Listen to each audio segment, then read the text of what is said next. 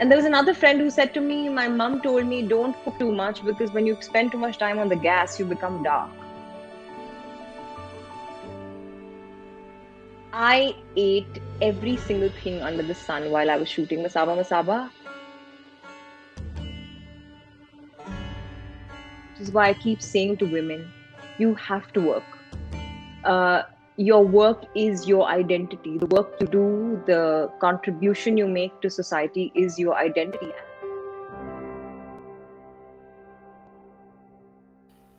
Our changemaker today on the program is someone you know as the very successful actor from the hit series Masaba Masaba. Many of you also know her very, very distinctive design style.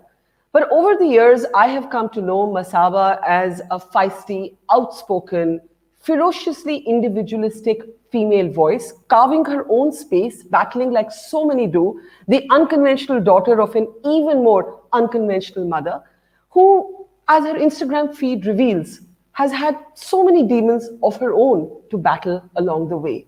Whether it is issues of colorism, whether it is issues of growing up in an unconventional household as the daughter of a single mother, or whether it is people turning around and, previous to the successful series, suggesting to her that she did not have the typical face of an Indian heroine.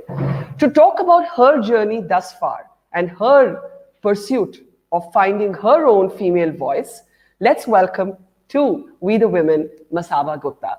Masaba, we've been trying to do this for so long, so I'm really happy that we're finally able to do it. You've been on the We the Women stage before, and it's great to have you back.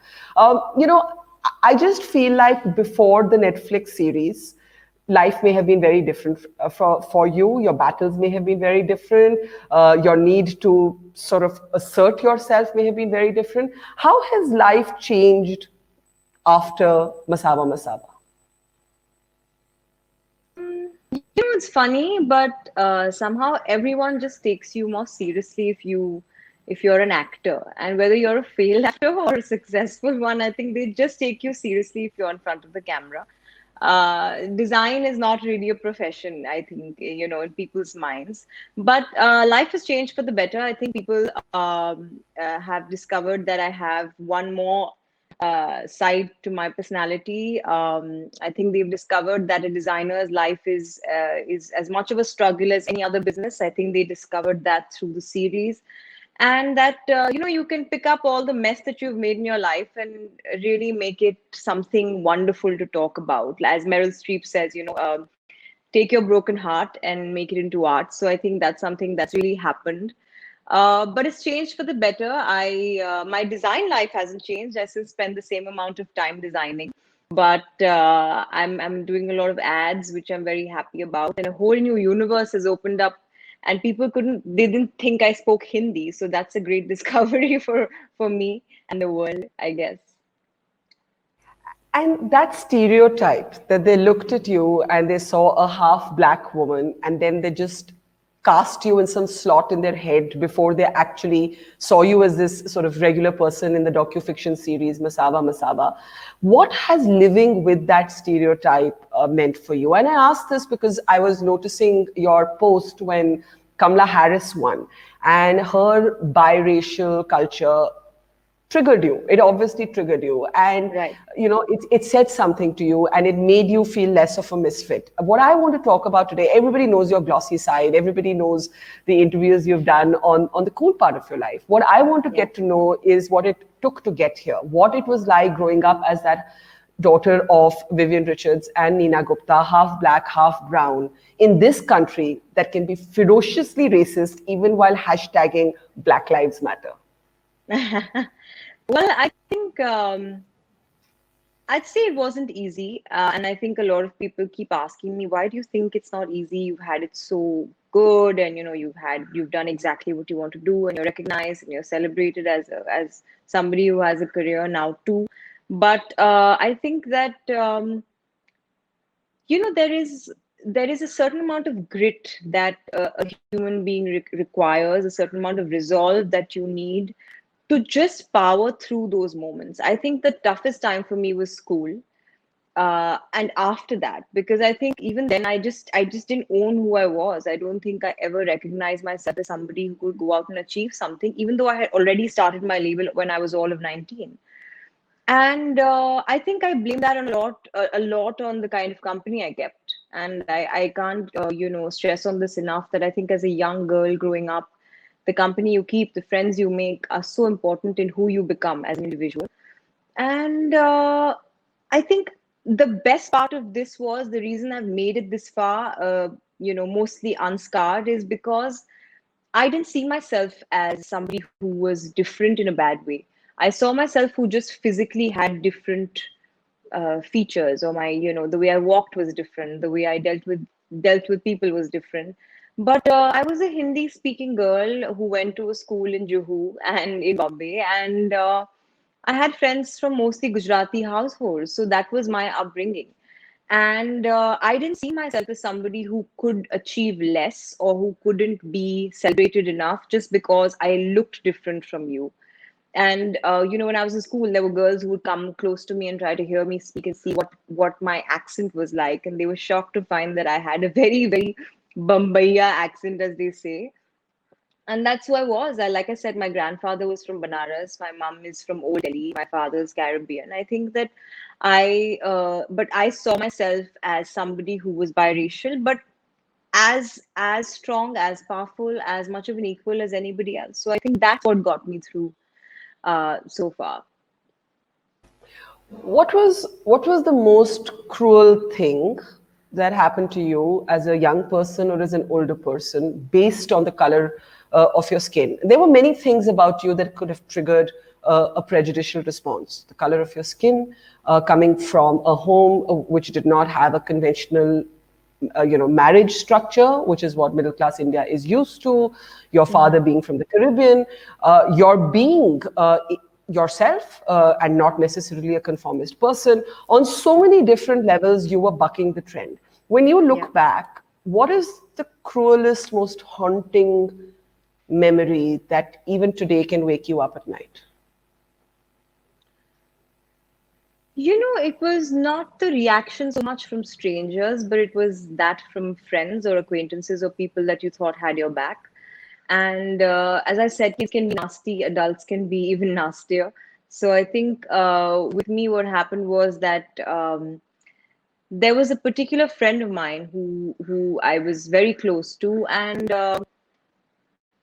I remember she happened to bring up the color of my skin whenever I asked her, what do you think I should do? What subject should I pick? Or what sport should I play? Or what dress should I buy? And it always became about the color of my skin, which I thought was bizarre. That stuck with me. But it wasn't so much about the color of my skin or who I was, as much as it was about the nature of my parents' relationship. I remember being called a bastard child a lot. I had lots of boys in school who would say she's a bastard, and I don't think I really understood that. So I went home and I asked my mom what it means when I was young, and she explained it to me like by the book. And she said, "This is what it means, and be prepared to get more of this your whole life." And I remember playing professional tennis when I was younger, and there was this moment where I would come late to school to class because I was permitted to, because I was playing for the state. And I remember all the boys would open up my bag and make fun of the size of my shorts because I was obviously a bigger girl. And they would toss it around class, and they would be like, "Oh my God, maybe the color of maybe she has like it's all black inside. Her undergarments are probably all black from the color of her skin." And that kind of stuff really stays with you. You think you outgrow it, but you don't. Um, and also just growing up in with educated people, with people who you thought have traveled the world and seen enough. I still have people in my life who turn around to me sometimes and say, "You know what, we dye our eyebrows because we look fair." And for a long time, I said, "You know what, this is a friend, this is somebody I know, and I should leave this aspect of their life aside because nobody's perfect." But then I said, "I don't want to put up with this. Why should I have somebody like this in my life? Because they probably look at me like that, you know." And there was another friend who said to me, "My mom told me, don't cook too much because when you spend too much time on the gas, you become dark."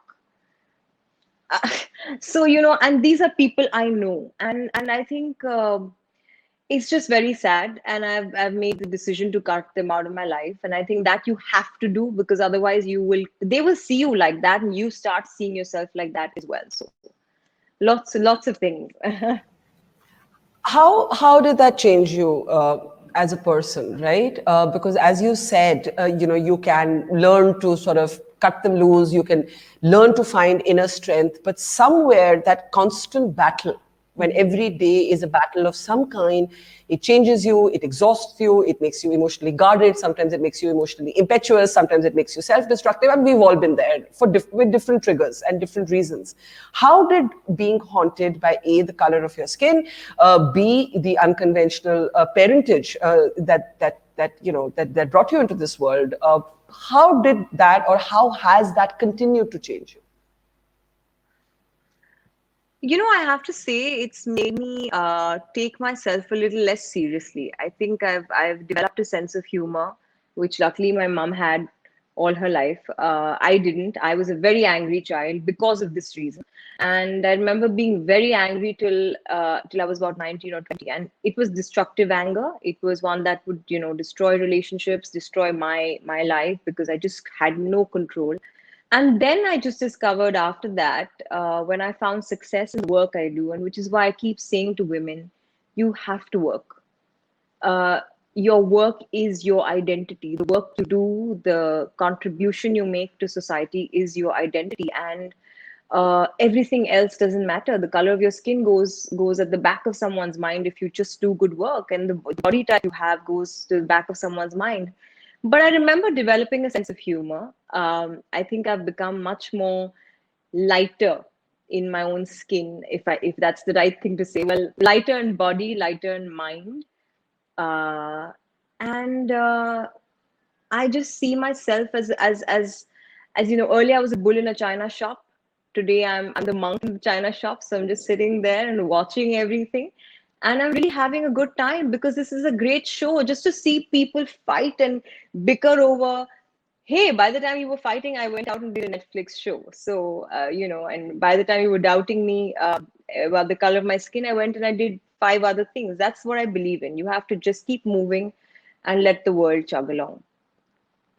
And if you sort of soldier on beyond a point, there's nothing the world can do to actually get under your skin. I mean, there are bad days, yeah, but I think Yeah, purpose yeah, is so important, especially for women. yeah. How difficult was it for you to adjust to the absence of one of your parents? And I ask this because your mother, Neena, in one of her interviews, said that if she had to counsel women, she'd say never fall in love with a married man. Now, everybody makes disastrous personal choices at some point, or hurtful ones, and some people make them and learn to love them and embrace them too. Right. My question to you is really about you.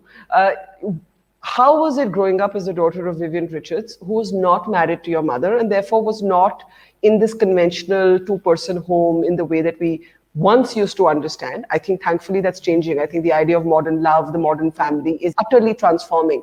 But growing up in a conventional country, reasonably conventional society, uh, did you resent your dad? Did you feel angry with him? Or was it peaceful always? How did that play for you?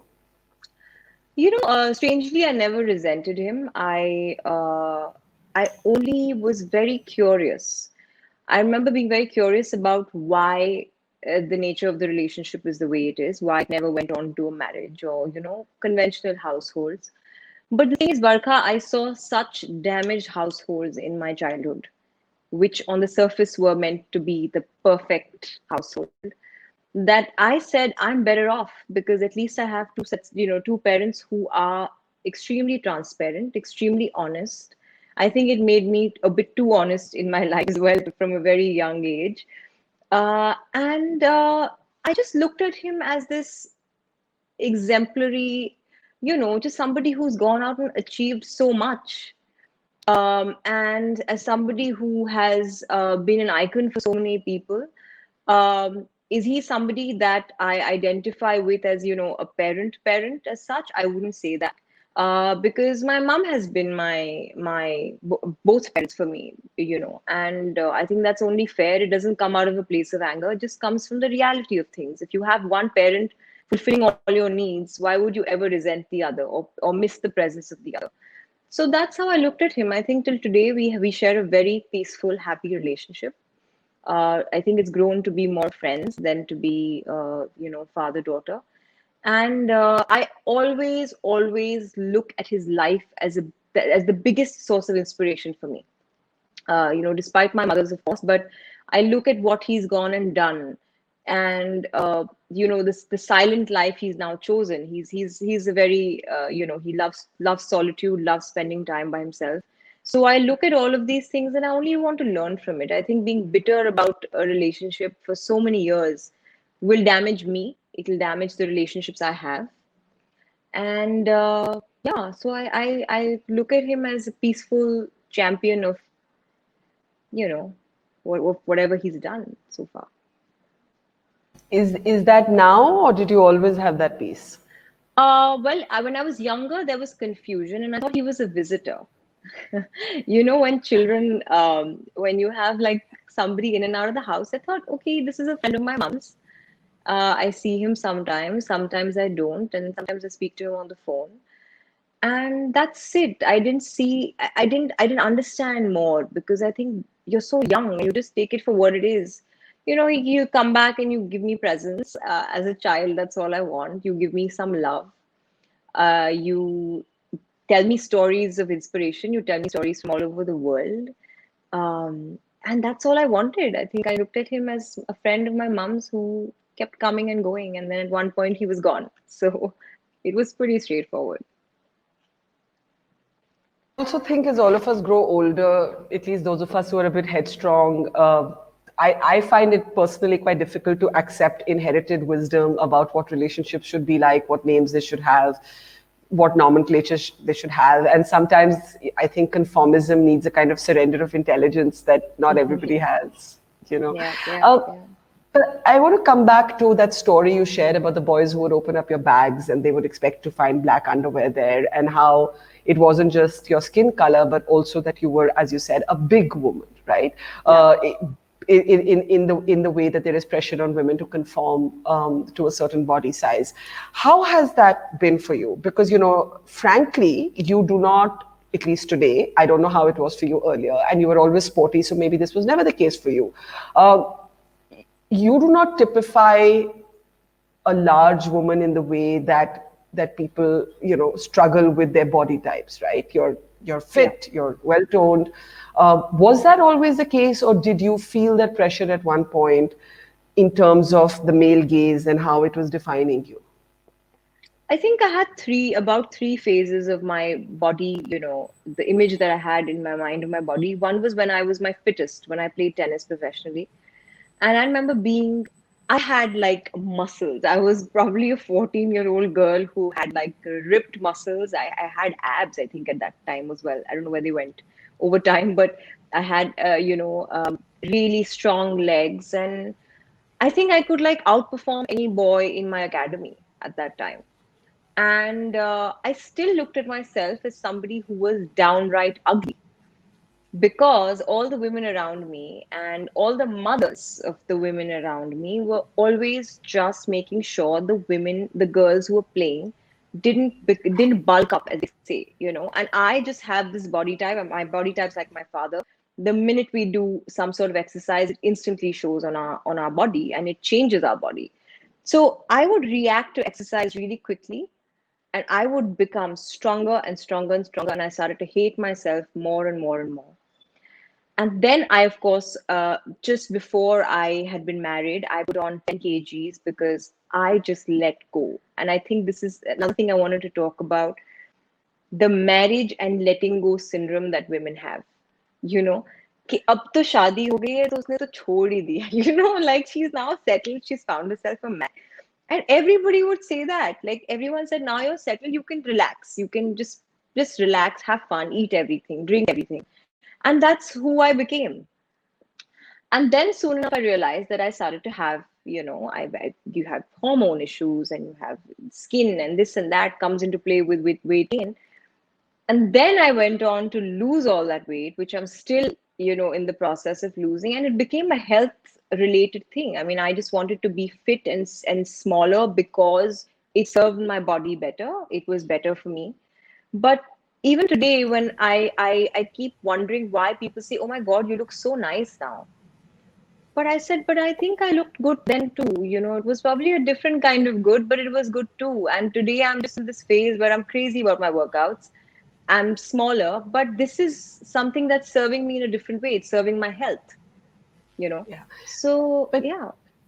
when men, like the interesting thing when you said कि शादी हो गई, so people said कि चलो अब तो कोई ज़रूरत नहीं है. That happens to men too. And what Yeah. my kind of objection with this pressure on women to look a certain way is not the fitness. Obviously, that's great. Hmm. It's that men don't go through the same pressure, right? They can lose their hair, Yeah. they can develop pot bellies, they can go gray, they can sort of dress badly or not dress up at all, and there will still be women who will find them attractive, right? But Yeah. the way as women, we will beat ourselves up, especially as we grow older and our metabolism slows down and our bodies start behaving in a way that we can't recognize. How do we liberate ourselves from this pressure? How do we find that space where we're fit, but we're not constructing ourselves in the eyes of someone else? It's a really, really tough one, Barkha, because it's a fight every single day. And I say this because women's bodies are different every day. Yeah. We will bloated some days you're feeling great. I wake up feeling different about my body every day. Sometimes I turn around, I'm like, oh my God, do you think I've put on too much weight? Is this my PCOD will come flying back at me? Or am I not looking good in this outfit? Am I looking big on screen? I remember one thing that when I started shooting for Masaba, everyone said to me, when you're an actor, you have to look a certain way on screen and you have to follow a certain diet, and you have to have your spot boy with the juice, something that's healthy right by your side, and make sure you drink lots of water. I ate every single thing under the sun while I was shooting Masaba. I probably put on weight. I also remember having a drink or two when I was shooting, as in after I would finish shooting. And I had a blast. And I remember that was when I found that you have to have a sense of abandon. But that abandon can't be, yeah, it can't be that acha choro. I was working out every single day. I would work out sometimes at 5 in the morning and then go for shoot at 7 in the morning, but and then also work on my label at the same time. But I made sure I got that workout in, and I made sure I ordered that pizza if I felt like it, because I was going through a new experience. And I think this sense of abandon is what is the key to really becoming comfortable in your skin. Abandon from people's statements, abandon from, am I going to fit into a dress? If you don't, just find another dress. It's okay. So I think that sense of abandon is very tough to achieve. I haven't yet fully achieved it. I think it's an everyday journey, but I at least know when to rewire my mind if it comes my way. So. Did it ever get so bad that you went through eating disorders at the point where you felt you were too bulked up? And I ask you this because I'm watching The Crown like everybody else, and to sort of watch Diana be bulimic on screen. And I remember at another time interviewing Richa Chadda, who spoke about her bulimia. And sometimes the most empowered, feisty, strong women, you scratch the surface and you'd never associate this with the women who actually go through it. And that's why I'm actually asking you, did it ever get that bad that you sort of went into a phase of, I need to be anorexic, I need to throw up what I'm eating, I'm just going to starve myself? Did it ever get to that? No, luckily, because I think I understood my body at a very young age, given that I was an athlete. I understood that this is my frame. Now, the frame of a woman can't change. You could be on any diet and you could lose as much weight, but you will always stay that shape, as in that form. And I realize I have big shoulders. I have, I have, big hips and strong legs, and that's who I'll always be. It could be different versions of it, but it never got to that. I always remember and I recommend enjoying your food. I would say I've made changes in the way I eat. I don't eat after 7. I think that's been a big change for me. And I have followed the more Ayurvedic, more holistic approach to, living my life in a way that I can enjoy everything I want to. I'm not of the opinion that I want to give up dairy and I want to give up this and I want to be on keto and all these bad things. I eat a bit of everything. I have a piece of chocolate every day, sometimes cake. And I really, really enjoy my food too much to be throwing it up. But I can understand a lot of people who might struggle with this body image purely because of the people around you, I think, somebody comments on your arms or on your hips or on your waist size, or and then you just that's when this whole eating disorder starts. And I think it's a serious problem. We need to address it. In India, it's not addressed enough. But the beauty burden for women doesn't stop at weight, right? You are either too big-breasted, or you're too small-breasted, or you're too Yeah, wide-hipped, or you're too small-hipped, or you're flat, or you're too curvy, and it just bloody goes on. There's no endless. end Yeah, to it. yeah, It's yeah, yeah. claustrophobic, right? And I think for me, at the end of it, it's like, what are you going to get after that perfect form? Like, what do you think you're going to get? What's that gold little pot at the end of the tunnel, or at the end of the rainbow that's waiting for you? I don't know. I don't know, but mostly it's attention of men. Why do you think women do But it? They how do it for sad the is attention of that, men. right? I mean, how sad is that? Yeah, it's terrible. But you tell me, are you ever going to say, I want to lose 10 kgs because I want that job or because I want to start my own company? You will never do that. Women never do it for a career-oriented goal. It's always get the attention of that man and that man.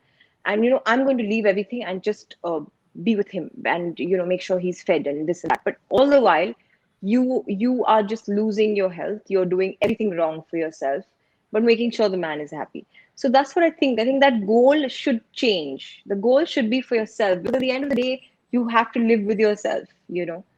And yeah. Speak of that, because there are a lot of young girls who are who are going to be watching this. And how do you get women, or how do we get women, not just you, to not surrender their personalities for their partners?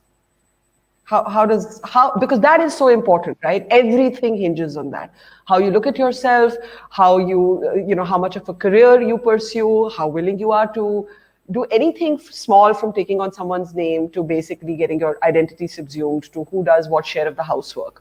How do we encourage young girls, A, work, B, be yourself, C, nothing is worth surrendering your individualism for? Make women financially independent. I think it all boils down to that. Make sure women have the food that you're putting on the table has to be the one that you've earned, not that one that you're dependent on your husband or a partner or whatever, even your family actually for. I think that's extremely important. The reason women try and alter themselves or fit into a mold to impress men is because of the dependency. There's nothing else. And validation.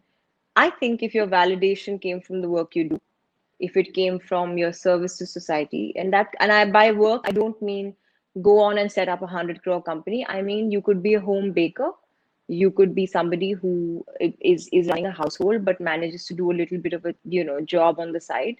It really could be anything. I think that validation has to come from not just खाना रख दिया अच्छा लगा आपको नहीं लगा, oh god, husband's in a bad mood, now for 3 days I have to deal with him.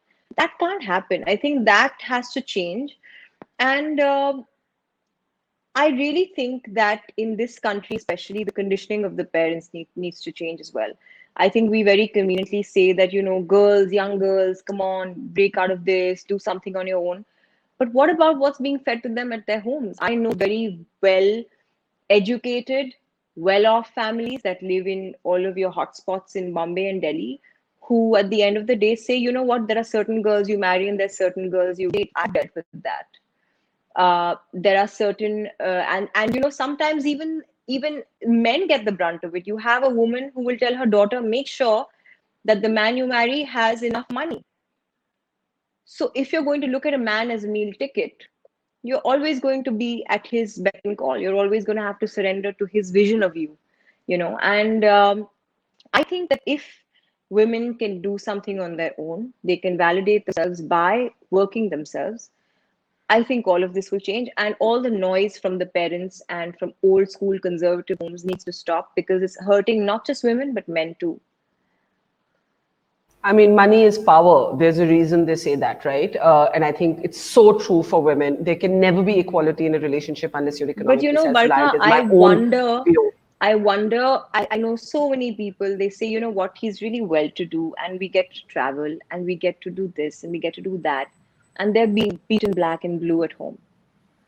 You're being beaten black and blue, not just physically, sometimes emotionally, but you say, but I have that ring.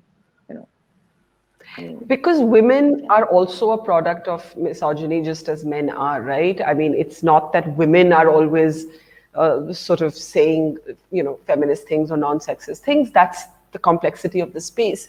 I want to ask, in the end, a little bit about the influence of your mother on you. Now, Neena famously went on to social media and said, "I don't have work, give me work," and got work. I think that takes real guts. But that's just one manifestation of her guts to bring you up as a single mom, to have a child without getting married at the time that she did it, to a well-known public figure, to a superstar, right? And then to live on her own terms. That has to have defined you in some very, very deep way. And obviously, we have had a somewhat fictionalized, somewhat real sense of that in the Netflix series. But how is it actually like in real life? Um, she keeps telling me. I asked her, I said, Mom, you've been, branded this really strong woman and bold woman, make big choices. And she said, if anybody knew that that's like, it was survival at the time. I knew that I had this baby. I wanted to keep her. I remember when she walked into her house with me when I was a couple of months old, the ceiling collapsed. The house just kind of broke down, and she had nowhere to stay. And then there were many times when there was no money as such, because she was also an independent artist, and you know how it is with films and with television. So I think what I noticed the most was that, and I think, kids don't really go by, oh, this pep talk you had from your parent. You go by what you see. You go by the way they live their life, the way they wake up in the morning, etc., etc. From her, I learned the discipline of loving yourself. And I say discipline because she did it every single day. She was working maybe 15, 16 hours a day. She was a producer, director, actor, writer. And she would come back home and she would still spend time with me. She got her father to Bombay and said, "You take care of my daughter while I'm away shooting." But there was never, ever conversation that I need to get married now because my daughter's growing up and I need support. So that's why I say discipline of self love. And I've seen her in tears. I've seen her have very, very lonely evenings. Come back home from work. I don't think a whiny child is your idea of company all the time. Sometimes it's just having a drink with your partner or watching something with your partner. Um, she's had most of her meals alone her whole life.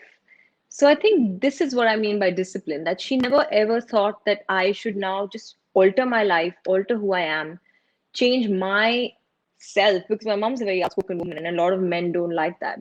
So obviously her choices were limited. And, she just said, and she told me later, she said, I decided that if I find love, I will marry. I will not marry because you need support. I support you well enough. And that's what I learned. So I think I learned to be self reliant, and I learned the discipline of just saying, you know what, people come and go, relationships come and go.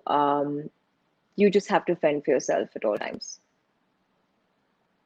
I mean, I couldn't have said that better. I just want to ask you, what is the toughest thing about being female in India for you? Um, I think being taken seriously, I would say. I know it's a cliche, but I find this very often. I think we are always looked at emotionally driven creatures, which, in my opinion, isn't a bad thing at all. I think it requires great courage to be emotional and to take emotional decisions. But at the same time, don't forget women are naturally, by nature, multitaskers. So if there's anybody who's good at management, it's probably us. And I just think for me, being a woman in the business of fashion, being a woman who likes pretty things and likes her jewelry and likes her clothes and her makeup, I think people just look at you as a doll, like a frivolous doll. I remember when I was telling some man, some gentleman, he said, you guys are just, you designers are just doing masti.